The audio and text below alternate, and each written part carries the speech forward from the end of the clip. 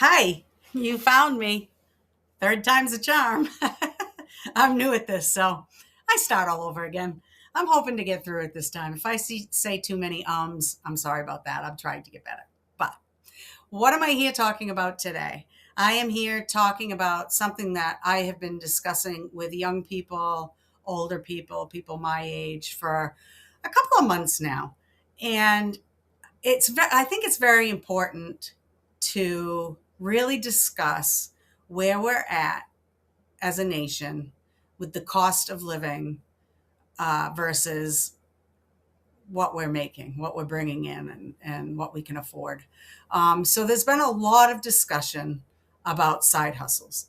And I am doing a side hustle. So that might be why there's a lot of discussion. But I thought today I'd do a little research. So I did some digging and I found some percentage, nothing that you're going to have to study for a test for. But I thought it was very interesting, the numbers that we're looking at. And before I get there, I just wanted to discuss Gen Zers because I'm a boomer. I was born in 62. Actually, I'm a Generation Jones, but that's close enough. And my children are millennials. So they have it difficult, but they don't have it as difficult as these Gen Zers are going to have it. Baby boomers, as myself, I went to college after high school. I paid my college, paid my rent. I did have two two at one time, three at another time, roommates. We all worked, and we were able to pay our rent, pay for school, pay for food, pay our utilities, put gas in the car. I had a car, and that was a freshman in high school. I mean, college. So it was a different time then. So when you hear people on social media, berating the young people today about how, well, I paid for my college, times were so different. Things have doubled, tripled the cost, but their pay hasn't. And you have to look at the whole story before you make judgments like that. So that's why I want to talk about Gen Z. First of all, Gen Z has a different mindset. I've worked human resources with the young population for my career, most of my career. They have a different mindset. Their mindset is life is too short. This should be easy to figure out, adults. I want to have a life. I don't want to work 40, 60, 80 hours a week and die just to be able to survive and have some sort of life. And I get that. I get that. Life is short, and these kids have the right mindset. We just have to wrap around their mindset in the corporate world when it comes to working remotely. How many hours they have to work in a brick and mortar. Um, why can't we give them more money? You're going to make as much. The corporations are making all kinds of money. We don't have to worry about them. They're going to be fine. So that's kind of my take on it. And like I said, I have millennials. They're adults, and they're doing okay, but they cannot have the things that I had, and their father had uh, at their age. So that being said, I wanted to give you some statistics about side hustles because side hustles have become very popular. I think people found some during the pandemic because they had to make some income. So if they had two jobs to be financially sound, they're not going to make that much on unemployment. So they went and found side hustles. And I think they stayed with it. So I think a lot of those numbers are that way. But with the Gen Z population, I also believe that they feel to be financially secure, they have to have multiple income streams for the rest of their lives. So if they lose one job, they have something else coming in, which is not a bad idea. I think that's a great idea. Now, they still have to work all those jobs, but side hustles can be from home. My side hustle is from home. So, and I'm only doing it because I'm retired and Social Security doesn't pay me as much as we need. So, I'm doing a side hustle from home, but I digress. So, here's some information I found out. All right.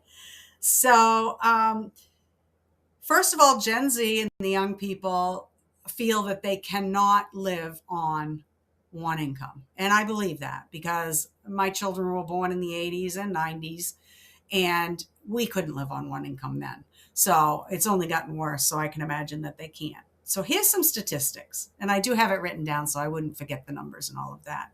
So if I look away, I apologize. Here, I'll put it up front here more. Okay, so 72% of US workers say they rely on at least one secondary income, according to a 2026 survey of 1,000 people. 72% is a high number out of 1,000 people. So even if it's just 70%, that's 700 people said they needed at least one secondary income.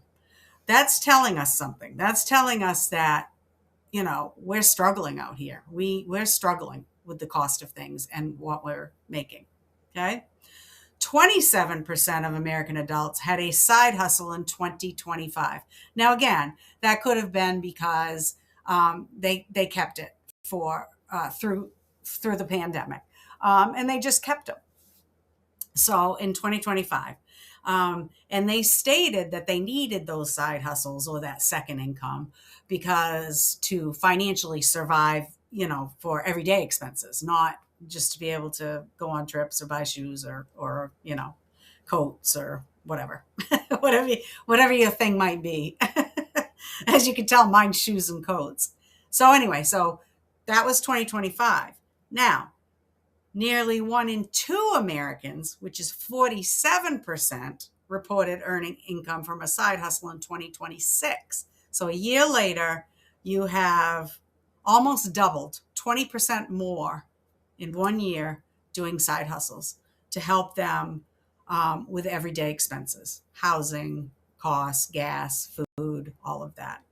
And it says that 5.8% of U.S. workers held more than one job in late 2025, which was the highest level since 1999.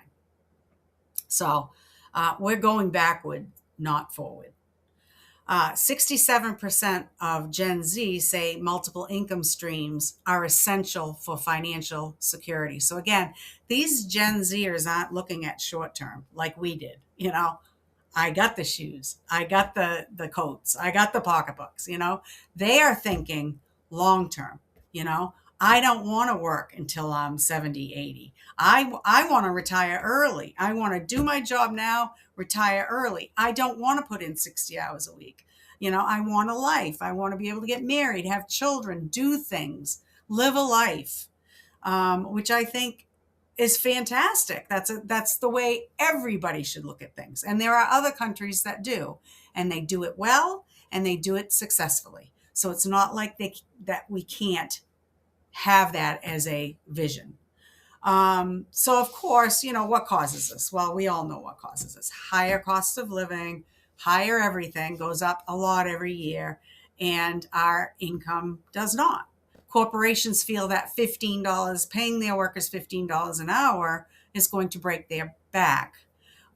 I don't believe so. I really don't believe so. Plus, if you pay your workers, I come from human resources and retail. If you pay your workers, they're not going to quit. If you give them their insurance, if you pay them well, they need that money. They're not going to quit on you. You are going to get workers. There might be 1, 2, 5% maybe that just doesn't care.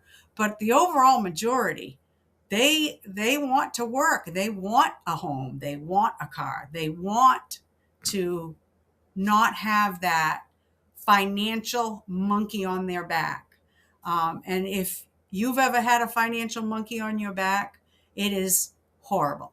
And to have these kids coming out of college already with the financial monkey of having to find a job and not being able to at the moment, the cost of their schooling that's going to hit them in 6 months' time, a home, if they have to move, a vehicle, it's too much for them. It's too much for them. So that is something that I just thought I'd talk about today. I would love to have your take on it if you agree or disagree.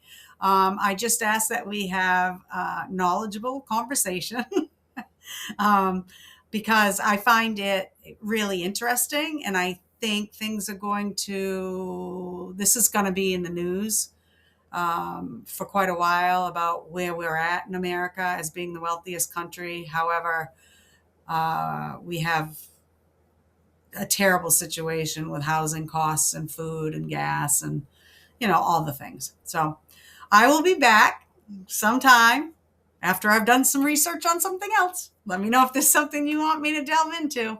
But I appreciate you listening. Let me know below if you have any comments. I would love to hear them, or anything you'd like me to cover. I'll talk to you soon. Have a great rest of your week.